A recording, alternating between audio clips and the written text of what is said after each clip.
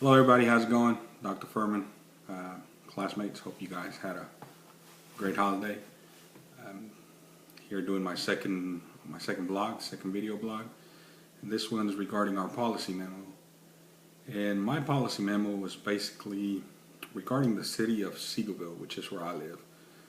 And just saw this issue that we are running into, and it's not just myself, many other residents that I have talked to see this issue as well.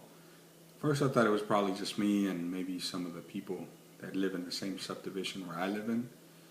So once we got this policy memo assignment, then it gave me the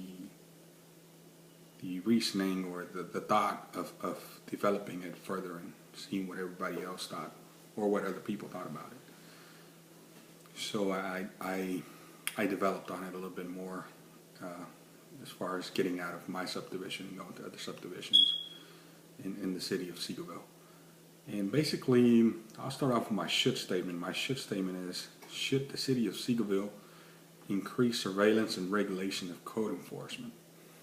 And what I mean by code enforcement is, you know, they enforce a lot of the things that are not necessarily look good in the city. A lot of the things like, you know, high grass or weeds, broken fences, broken windows, trash all over the place, and even the trash cans. They do have an actual code for the trash cans. They have to be set up a certain way. They cannot be left in front of the house all the time full of trash, with trash spilling out of them and just making the whole subdivision or community, even the city of Seagoville, look trashy or dirty.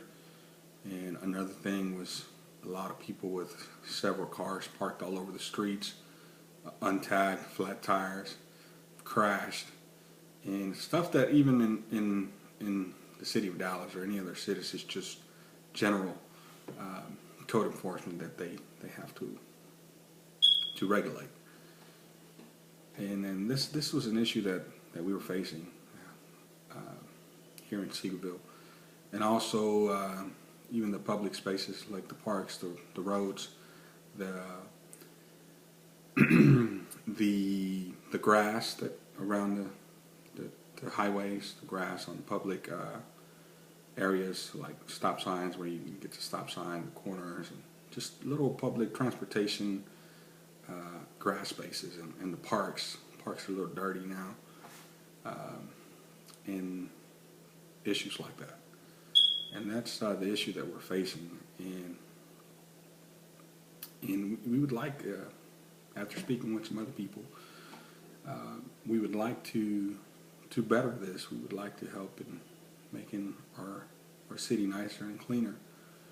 And it's not necessarily that we want a fancy neighborhood or that we're being bougie in any way. We just want a clean area to live in. And some of the members and residents of the city have also brought up the concern that they feel this has in fact affected their home values. They agree that it was a big hit all across the country, maybe foreclosures and just the economy itself.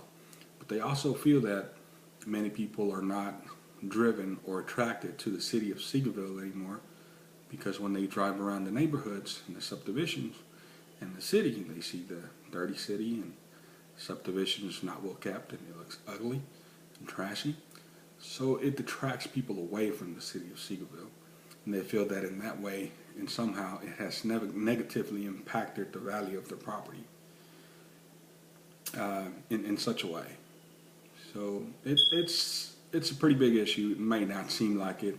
I know there's a lot of stuff out there that are a lot more important, but it's just an issue that concern me here locally in my city, and as a homeowner as well, it's quite unattractive pulling into your neighborhood, your subdivision, and facing all this trash and all this not just trash, but just everything's unkept. People don't cut their yard. I don't want everybody to have the greenest yard with the pretty flowers, the nicest flower bed. Just keep it cut. Even if you have a yard full of weeds, I'd prefer you not to, but I don't care. Just keep it cut, because if it's cut and clean, it's going to look okay. It's not going to look the best, but it'll look okay. So that's what I want. I mean, just a clean neighborhood. Because it's not a HOA, and I'm not talking about an HOA.